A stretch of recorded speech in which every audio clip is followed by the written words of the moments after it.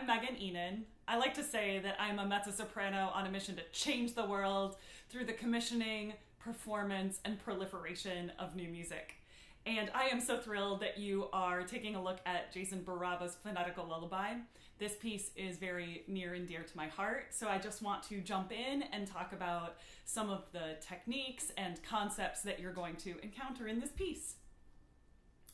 When Jason and I first started talking about this piece, we had connected at Oh My Ears, and Jason was aware that I was performing John Cage aria quite a bit, and in that piece you have a well-known graphic score where the colors correspond to different timbres, different sound types that the voice can make, and the lines or the shape of the line corresponds to the range of the voice, right?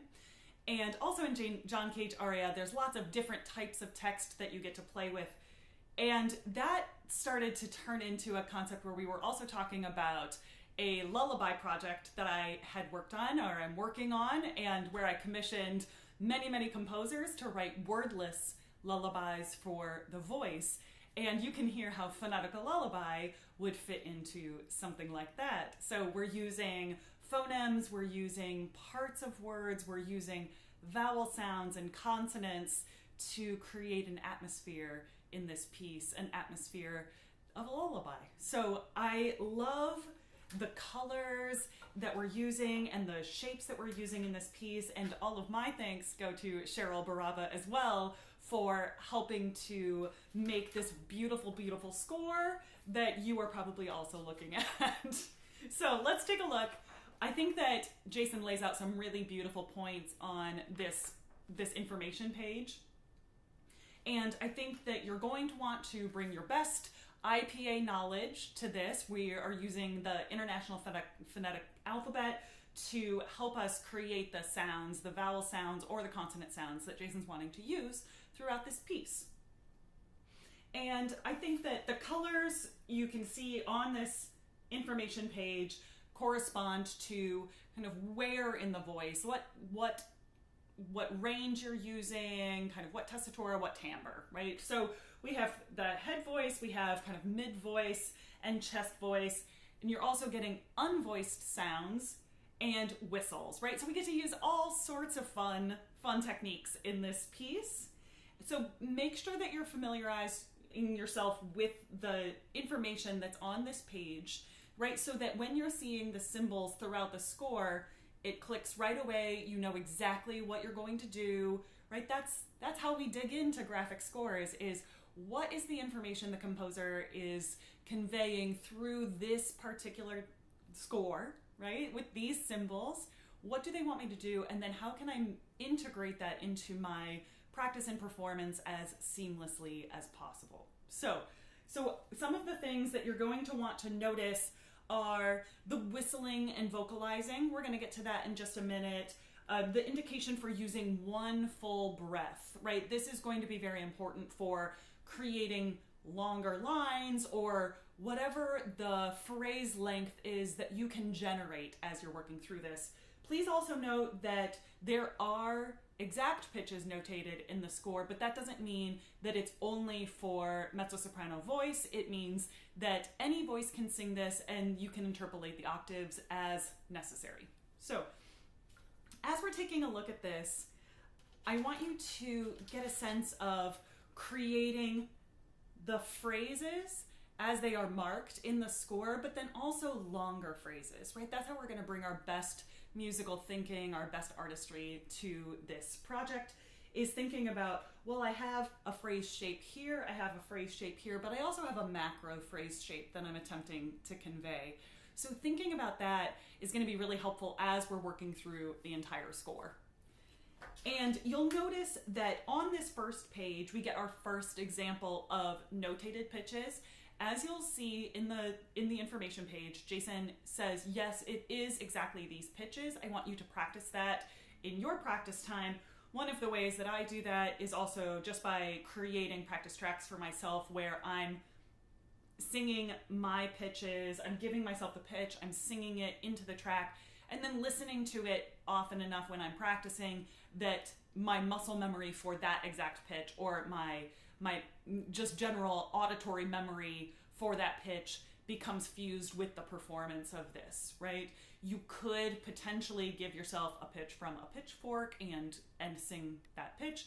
Obviously, if you are blessed with perfect pitch, then this is not something that you are as concerned about.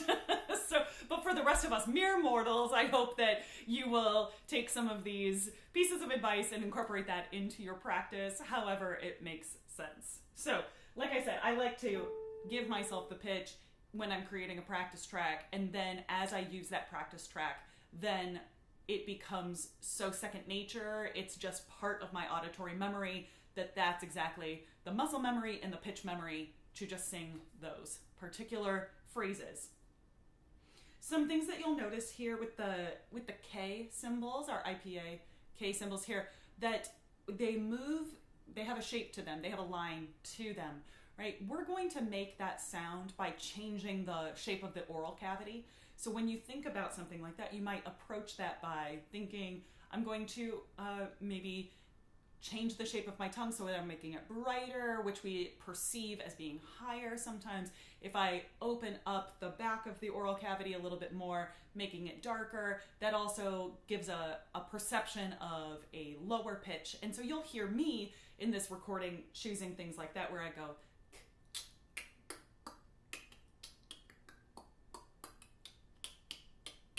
so you can hear there is what we perceive as a pitch difference, and also just because I am changing the shape of the oral cavity where the resonance of that sound is happening. Okay, so same thing with the tsk, is a lot of playing around with the shape of the oral cavity, because that's what we get to do as singers, is that we are shaping our instrument to create these perceptions of sound. So I love that we get to play with that concept in this piece. We get to, on page 2, an example of the whistling and vocalizing at the same time. You'll notice that Jason gives us a lot of license. If whistling is not something that you can do, then picking a different technique is welcome and encouraged. What we want to get after is, if I'm whistling and vocalizing, you get a little bit of that buzz in the sound. So if you hear that,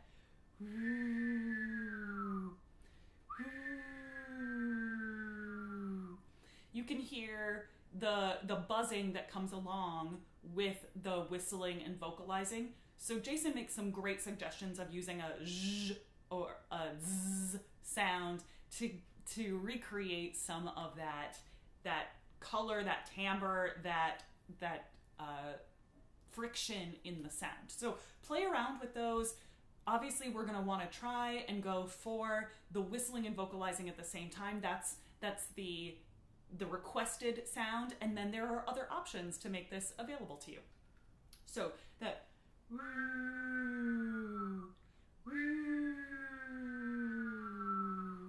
Jason asked me when we first worked on this, can you make this whistling and vocalizing sound? And I said, yeah, but I can only make them go in the same direction. So if you can make them go in different directions, you have more of this extended technique skill than I do. So congratulations. And some of the things that we get to play with in here is, remember how we were talking about head voice, mid voice, chest voice. I want you to think about, what is the fullest expression of these phrases, and how am I using the timbres of these different parts of my voice to execute these phrase shapes, or to create difference and interest in what I'm doing here, right? So that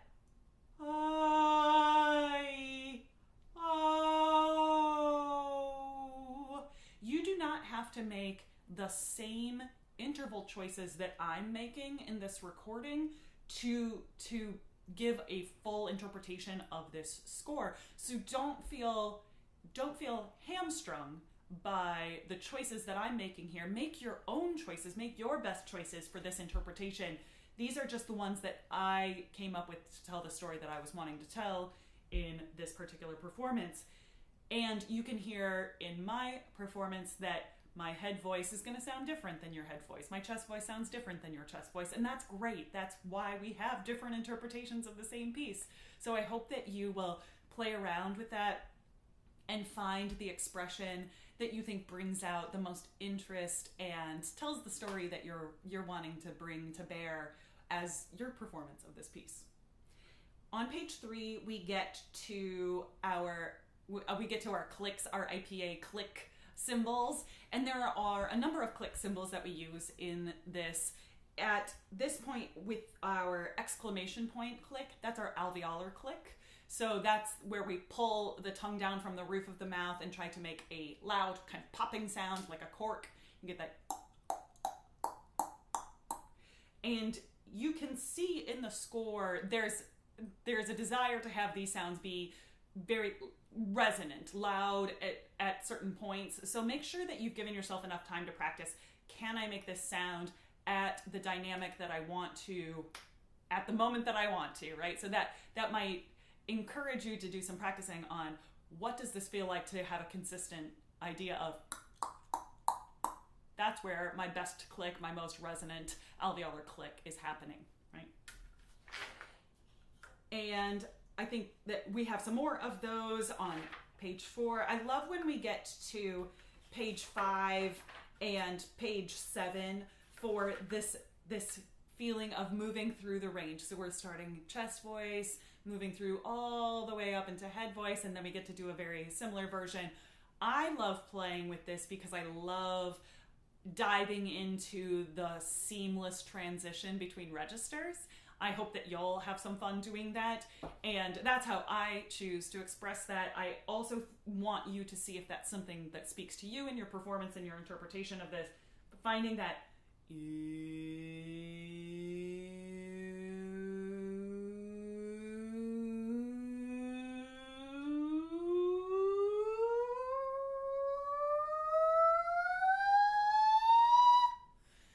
I want you to just play around with that. See, can I also make the shift of the tongue so that I'm moving through those vowel sounds in such a seamless way? That's really what's bringing my listener's ear into it and going, wow, that's a super cool sound. That's something fun to play around with and to listen to. And I think that let's see here, 5 and 6 and 7, we've got that same thing on page 8. This is just some fun things to play around with. In my performance, I have a very physical, I talk with my hands clearly, and so you'll see some of that, but that's not required. I just want you to feel like as you're playing around with this, the sounds that you're making with your body, that you are bringing listeners into that with the sounds and with the physical expression of what you're doing. So we get on page 9 our labial clicks or bilabial clicks, which kind of looks like that bullseye symbol. I choose to do this as the popping sound this way. And you can, sometimes composers will use these labial clicks to get a kiss sound. That's not exactly the way that we're doing it here. So just be aware of that. This bilabial click sound is going to be that. Right? And then we also get another expression of the notated pitches. Be aware that you are giving yourself this whistled vocalization here, and then that turning into just the whistle alone at the end. And then we get our double pipe, which is going to be our lateral click, right? So a lateral click is also considered that sound that we give to horses to get them to move along. So that, right? So you're making that little space, you're kind of creating that suction with your molars and getting that lateral click. So play around with that. And let's see here. I think that this just gives us a lot of fun things to do as you're playing with Phonetical Lullaby. As I mentioned, I really want you to dig in and see what are all the interesting nuances that I can bring to this instrument of my voice, right, in this performance. So we have so many cool things that we can do, all of these extended technique sounds, but also just the timbres of our voice and the way that it changes throughout the register is what makes the voice so special, and your instrument is so special and unique. This is such a great piece to get to explore more of that and bring that into your performance of Phonetical Lullaby. So I am so thrilled that you're taking a look at this, that you're bringing this into your performance life, and I hope that you will keep us posted when you're doing your performances. So thank you.